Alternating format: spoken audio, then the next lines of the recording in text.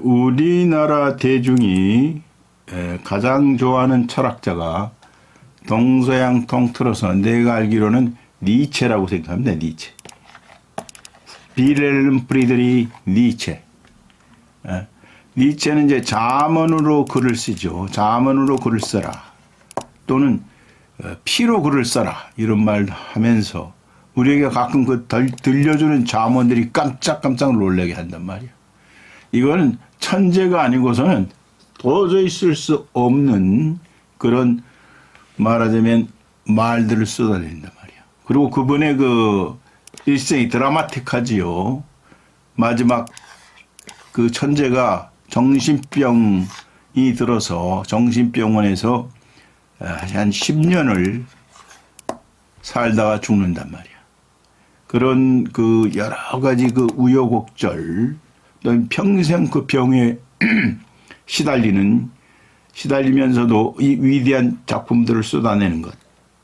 그 말하자면 천재를 우리가 경험한다. 천재는 이런 것이다라는 것을 아주 경험하기 참 기분 좋게 경험하게 되는 그런 사람이죠.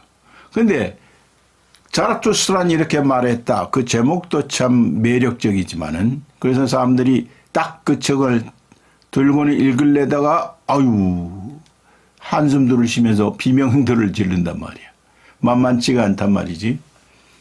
그런데 거기에 대해서는 해설서가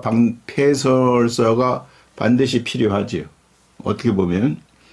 그런데 이제 무슨 해설을 따라갈 건 없지만 어쨌든 처음에 입문하는 사람들이 해설서가 필요해. 근데 그 해설서로서 니체의 입문서라고 그럴까? 그래서 가장 좋은 책이 내가 알기로는 니체의 위험한 책 자라투스트라는 이렇게 말했다라는 제목의 고병건 씨.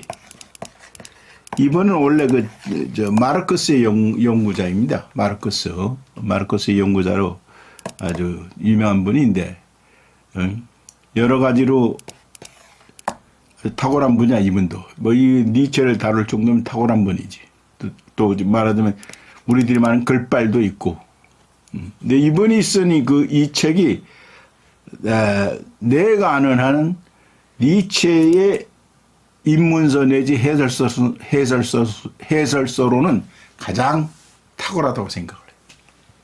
그래서 내가 여러분들에게 이 책을 간간히 소개시켜 주겠습니다. 오늘은 그 첫 번째 시간이 되겠어.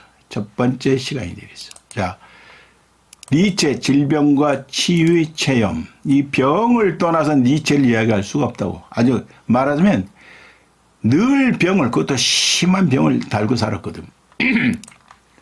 자, 니체 1844년에 태어나서 1900년에 죽습니다. 자, 한 작가의 생애를 기술할 때 그가 숨쉬었던 모든 순간들을 동등하게 대우할 수는 없다. 한 시대가 몇 명의 인물과 몇 개의 사건으로 자신을 표현하듯 한 개인 역시 그 생애의 몇몇 순간들로 자신을 표현한다. 삶을 교향곡에 비유한다면 거기에는 감흥을 최고로 끌어올리는 순간들도 있고 단순한 휴지부에 머무르는 순간들도 있다. 그래서 생애를 기술하려는 사람들은 순간순간 일어나는 리듬이나 조성상의 변화에 민감해야 한다. 생애란 빠르고 느리고 멈추고 비약하는 삶의 운동인 것이다. 이런 말 좋잖아요. 고 선생이 고병건 씨가 아주 글발이 대단하다니까. 생애란 빠르고 느리고 멈추고 비약하는 삶의 운동인 것이다. 니체의 생애도 마찬가지다. 니체의 경우엔 그 변화가 더욱 심하다. 다시 한번 음악적 비유를 사용한다면 우리는 니체라는 공명을 지닌 이 긴 작품을 하나로 볼 수 있는지조차 의문이다. 그의 생애는 그만큼 이질적인 리듬과 조성을 가진 곡들로 구성되어 있다. 니체 스스로가 그것을 인식하고 있다. 니체는 음악에 대해서도 아주 탁월해요. 이분이 니체가 작곡도 하거든. 여러분들이 찾아서 들으면은 들을 수 있어요. 니체가 작곡도 했단 말이야. 아주 대단해. 그의 글을 읽다 보면 우리는 종종 이런 표현을 만나게 된다. 그것은 바그너의 모습이며 니체의 모습이다. 이 바그너 초창기, 니체 초창기는 이 음악가, 이 작곡가, 이 바그너를 떠나서는 또 얘기할 수가 없어요. 바그너를 거의 숭배하다시피 했거든, 니체가. 또 이 바그너의 이 와이프를 또 이렇게 말하자면 마음 깊이 사랑하기도 했단 말이야. 니체가 짝사랑을 한 거야. 그 바그너의 모습이며 니체의 모습이다. 내가 교육자 쇼펜하워라고 했지만 사실 교육자 니체이다. 나의 에세이들 중에 나의 에세이들 중 하나에 볼테르라는 이름이 나오는데 그것은 나를 지칭하는 것이다. 바그너나 쇼펜하워, 볼테르만이 아니다. 우리는 자라투스트라나 비제, 괴테, 스탕탈, 심지어 디오니소스와 예수까지도 목록에 추가할 수 있다. 니체의 생애 속에 바그너의 니체, 쇼펜하워의 니체, 이 쇼펜하워도 니체가 아주 존경했던, 그러니까 니체의 스승이라고도 할 수 있어, 어떻게 보면. 물론 시대는 다르지만 볼테르인 니체, 예수인 니체 등이 들어있다면 우리는 그것을 과연 한 사람의 생애라 말할 수 있는 걸까? 바그너적인 것, 쇼펜하우적인 것, 볼테르적인 것, 예수적인 것이 다 니체에 들어있다는 거죠. 어떤 이들은 이를 두고 니체의 과대망상을 보여주는 증거라고 하고 어떤 이들은 니체의 신비와 전략이라고 한다. 그러나 니체 자신은 이렇게 말할 것이다. 한때 바그너 음악은 내 삶의 리듬이나 조성과 일치했기 때문에 그것을 듣고 즐거워했다. 하지만 지금의 나는 바그너의 음악을 들으면 스텝이 엉키고 신경이 날카로워진다. 그런데도 사람들은 내 이름이 여전히 니체란 이유로 내게 일어난 변신을 알지 못한다. 동일한 이름이 변신을 이해하지 못하도록 가로막고 있는 것이다. 와, 이런 이 통찰하며 니체에 대한 이 통찰하며 이 니체의 이 말을 보세요. 내가 이름을 수시로 바꿔 내가 여러분들이 알지 못한 한 6-7번을 바꿨을 거야. 그러니까 내 책도 써낸 적이 있는데 그거 다 이름이 다 달라요. 왜 그러냐면 그건 일종의 자기 변신이거든. 그걸로 머물고 싶지 않은, 우리가 이 개업을 하면은 개업에 내가 국수 장사를 하다가 이 국수가 잘 마음에 안 들어. 국수도 이제 다른 걸 하고, 말하자면 스테이크 장사를 하고 싶어. 그럼 간판을 바꿀 거 아니야. 사람도 그렇다고 보거든. 그러니까 그 니체라는 그 이름에 사람들이 동일한 이름에 묶여 있어가지고 니체가 어떻게 변했다는 것을 이해 못한다는 거예요. 그러니까 이것은 이제 인간의 편견의 문제이기도 해. 이름에 명가명 비상명, 이 노자가 이렇게 말하죠. 이름 지어 부르면 그것은 늘 그런 이름이 아니다고. 니체란 이름, 니체라고 했지만은 거기 수많은 니체의 변신된 니체가 있거든. 니체가 딱 이거다 라고 해서는 안 된다는 것이죠. 따라서 나를 표현하기 위해 동원한 수많은 이름들은 독자에게 내 변신을 알리기 위한 수단이다. 이게 중요해. 자기가 이렇게 인간은 특히 탁월한 자는 자꾸 자기를 변신시키거든. 예. 변한다는 것이 중요한 거예요. 니체는 자기 생애 동안 숱한 탄생과 죽음을 경험했다고 한다. 만약 우리가 그의 생애에 대해 물으면 그가 오히려 물을 것이다. 당신이 묻고 싶은 니체는 어떤 니체를 말하는가? 니체도 다양한 니체가 있어. 그러니까 만약에 예를 들자면 우리가 나이를 봅시다. 내가 20대 때 아무개다. 그럼 지금 30대 때 아무개다. 뭔가 달라져 있을 거란 말이야. 근데 20대 때 어떤 글을 갖고 오늘의 나를 재단하려고 그러고 이렇게 해서는 안 돼. 만약 박은혜인 니체에 대해 묻는 거라면 나는 이렇게 대답하겠다. 대학에 다니던 니체는 점차 박은호를 닮아가더니 마침내 박은호로 태어났다.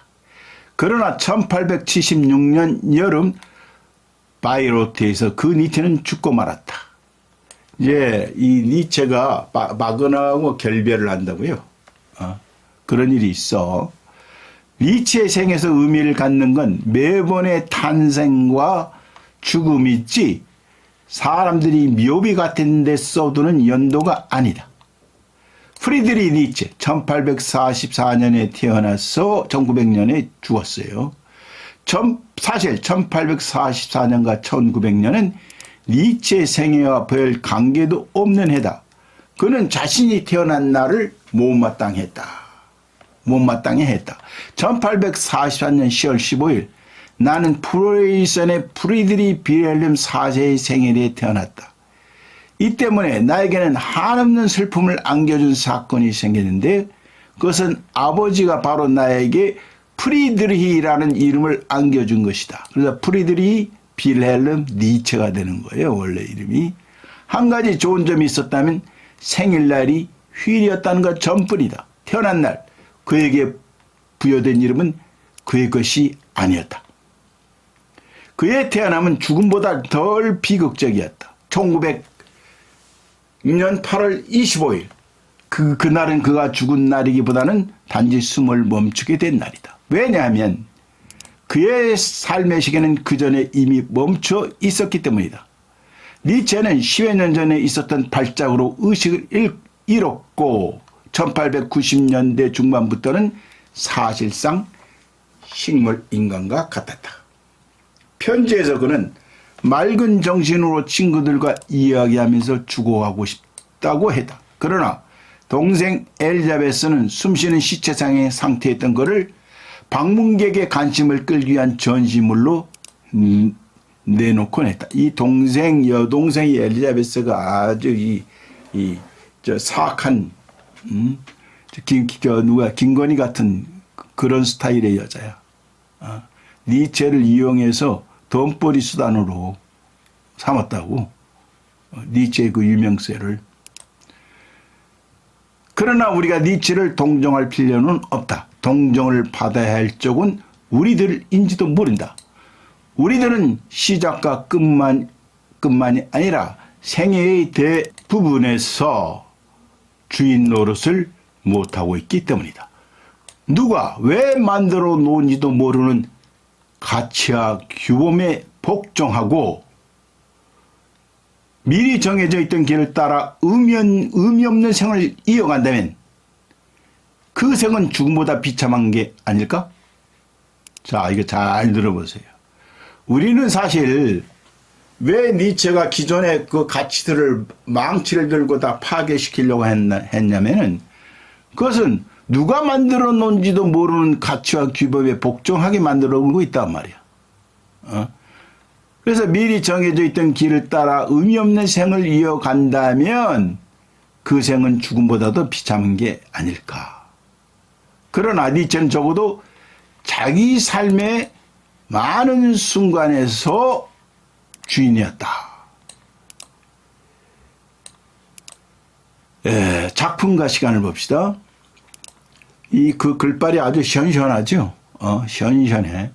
니체의 삶은 일상에서 경험하는 연대기적 사건이 아니라 그의 변신을 통해 측정되는 시간, 곧 그가 체험한 시간에 맞추어 기술되어야 한다. 여기서 체험은 일반적인 경과 구분되는 개념이다. 후설이나 딜타이에 따르면 체험은 개개인이 스스로 자기 삶을 형성하는 경험이라고 말할 수 있다. 그래서 한 사람의 체험에는 그의 변신, 다시 말해서 그의 시간이 들어있다. 니체 시간, 우리는 그것을 어디서 읽어낼 수 있을까? 제일 좋은 시계는 그의 작품들이다. 하이데커 같은 학자는 니체 철학은 숨겨져 있다 라며 니체가 공식적으로 출판한 작품보다는 출판하지 않은 유고들을 중요하게 본다. 딸의 일기를 훔쳐보는 아버지처럼 그도 숨겨진 글들에 니체의 진심이 있다고 믿었던 것일까? 그러나 니체는 그런 믿음을 비웃기라도 하듯이 이렇게 말한다. 나는 나 자신을 한 번도 내보이지 않은 적이 없다. 작품은 은폐수단이커녕 표현수단이다.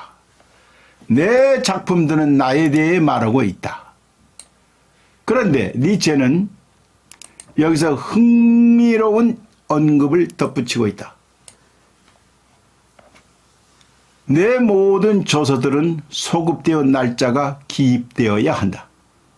내 저서들은 지금의 나가 아닌 이전의 나에 대해 말하고 있는 것이다. 니체의 말을 따르자면 그의 작품들은 그에 대해 말하고 있는, 다시 말해 그의 생애를 표현하는 시계지만 그 시계가 가리키고 있는 시간은 현재가 아닌 과거이다. 날짜는 왜 소급되는가? 한 삶의 리듬과 조성에 푹 빠져 있을 때 니체는 그것을 기록하지 않는다. 그는 그것을 열렬히 사랑한다. 그러나 사랑이 떠났을 때, 다시 말해 그가 새로운 삶의 리듬과 조성을 갖게 되었을 때 그는 이전 삶이 이루어진 시간을 기록한다. 사랑하고 있을 때는 초상화를 그릴 필요가 없다. 사랑할 때는 관찰하지 않는다. 관찰은 일정한 간격을 필요로 하는 것이다. 이게 다 니체가 한 말이에요. 사랑하고 있을 때는 초상화를 그릴 필요가 없다. 사랑할 때는 관찰하지 않는다. 관찰은 일정한 간격을 필요로 하는 것이다. 니체의 작품은 그 자신의 체험 기록이다. 그가 거쳐온 그 한때 그였던 그에 대한 기록인 셈이다. 니체는 누구도 책으로부터 자신이 체험한 것 이상을 얻을 수 없다고 말했지만 우리는 누구도 자신이 체험한 것 이상을 쓸 수 없다고 말해야 할 것 같다. 아무리 상상의 나래를 펼쳤다 하더라도 글은 그가 체험한 삶의 다른 표현일 수밖에 없다. 체험의 기록이 그 자신의 변화된 신체 상태에 대한 기록이라면 어떤 상상이나 환상도 그것의 표현물이 아닐 수는 없을 것이다. 다시 니체의 말을 인용해 보자. 나의 작품들은 내가 정복한 것만을 말하고 있다. 거기엔 다른 모든 것과 아울러 한때 나의 적이었던 나, 가장 나 자신인 나, 가장 특이적 존재로서의 나가 있는 것이다. 이 사람을 보라. 이 사람을 보라는 니체의 자서전이라고 할 수 있어요. 나의 작품들은 내가 정복한 것만을 말하고 있다. 거기엔 다른 모든 것과 아울러 한때 나의 적이었던 나, 가장 나 자신인 나, 가장 특이적 존재로서의 나가 있는 것이다. 우리는 분명 니체의 작품들, 그의 변신에 대한 기록, 그가 극복해온 그 자신에 대한 기록이라 불러도 좋을 것이다. 그런데 니체의 작품들 속에서 그의 변신을 확인하는 과정에서 새로운 의문이 생겨난다. 바그너인 니체, 쇼펜하우어인 니체, 볼테르인 니체를 만나다 언제부턴가 우리는 니체 앞에 붙은 가면들이 더 이상 가둬둘 수 없는 가장 특이적 존재를 깨닫게 되기 때문이다. 다시 말해 언제부턴가 니체는 다른 어떤 이름과도 혼동할 수 없는 존재로 다가온다. 니체가 생애 내내 숨쉬었던 모든 순간들이 동등하지 않듯이 그의 변신들도 동등하게 취급될 수는 없을 것이다. 일본 애니메이션 공각 기동대에는 이런 대사가 나온다. 어린 아이일 때는 말하는 것도 어린아이처럼, 생각하는 것도 어린아이처럼, 논하는 것도 어린아이처럼이지만 어른이 되기에 어린아이인 것을 버리도다. 이것은 사도 바울이 한 말이기도 해요. 주인공이 동료에게 자신의 변신을 암시하는 대목이다. 사람이 어느 순간부터 어른이 되듯이 철학자도 어느 순간부터 철학자가 된다. 삶의 시계 바늘이 비약하는 지점이 있는 것이다. 니체 역시 여러 변신을 경험했지만 적어도 어느 순간부터 그는 다른 누구와도 혼동될 수 없는 그 자신을 창조했다. 그게 언제부터였을까? 언제 어떤 방식으로 니체는 진정한 철학자로서 자기 자신을 창조했던 걸까? 니체는 진정한 철학자와 단순히 철학적 노동자에 그치는 사람들을 구분한 적이 있다. 진정한 철학자는 명령하는 사람이며 입법하는 사람이다. 다시 말해서 자신이 사용할 개념을 창조하고 자신에게 맞는 새로운 가치를 창조하는 사람이다. 내가 이 공짜 사상이라는 것을 창조를 했죠.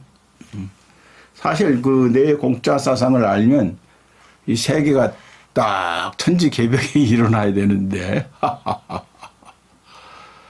이에 반해 철학적 노동자들은 진정한 철학자들이 창조한 개념들을 정리하는 사람이고 기존에 창조된 가치를 내면화하고 그것을 교육시키는 데 그치는 사람이다.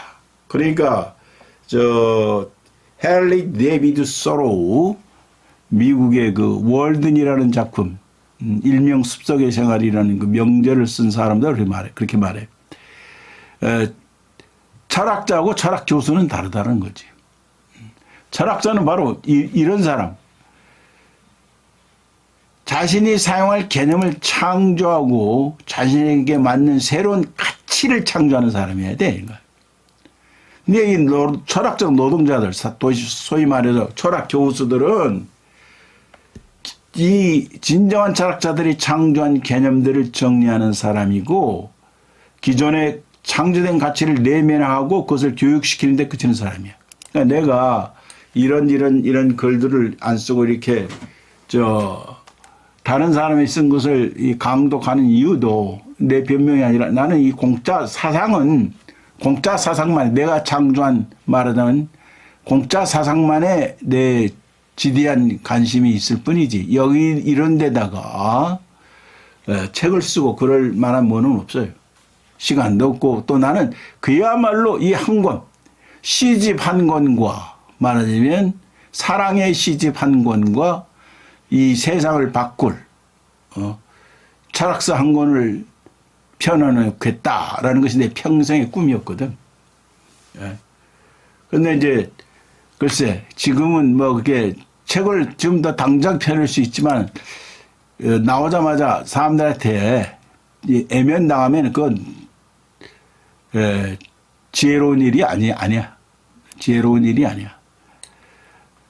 그렇게 보면 우리가 일상에서 접하는 다수의 철학자들은 사실상 철학적 노동자라고 할 수 있을 것이다.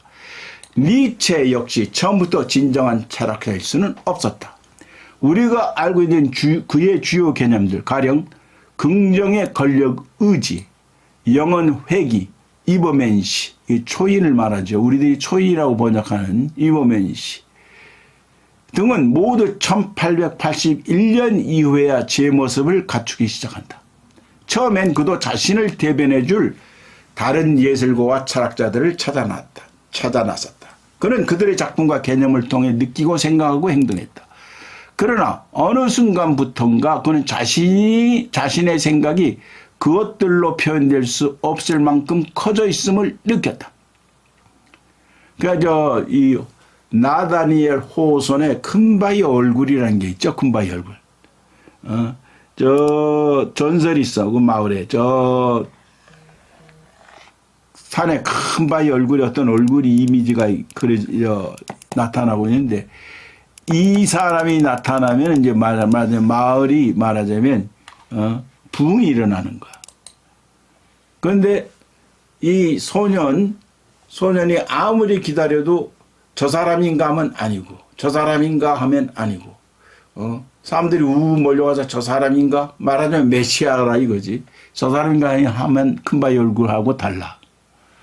근데 그러다 세월이 흘러서 결국 그 기다리던 소년이 큰바위 얼굴이 되어 있는 거야. 자신이 바로 그 큰바위 얼굴이 되어 있다는 그런 얘기 아닙니까? 그런 것이다 이거야. 그것들로 표현될 수 없을 만큼 커져 있음을 느꼈다. 이때가 1786년에서 1877년 사이쯤 되는 것 같다. 그러고는 무슨 일이 있었는지 1881년이 지나면서 새로운 개념들이 탄생했고 경쾌하면서 자유분방한 작품들이 쏟아져 나왔다. 도대체 그에게 무슨 일이 일어났던 것일까? 권력의지, 영혼의 위버맨시는 어떻게 태어난 것일까? 자라투스트라의 집필을 앞두고 그는 어떤 체험을 했던 것일까? 자, 오늘은 여기까지입니다. 궁금하죠? 글을 이렇게 경쾌하게 써야 돼. 이 고병건 씨가 글을 이렇게 경쾌하게 써주니까 내가 읽기도 아주 편하고 좋습니다. 그러니까 여러분들 기다려 주실 거야. 근데 꼭 이 책은 사서 보세요. 꼭 사서 보시는 게 좋아요. 니체의 위험한 책 자라투스트라는 이렇게 말했다. 고병건 선생이 쓴 책입니다.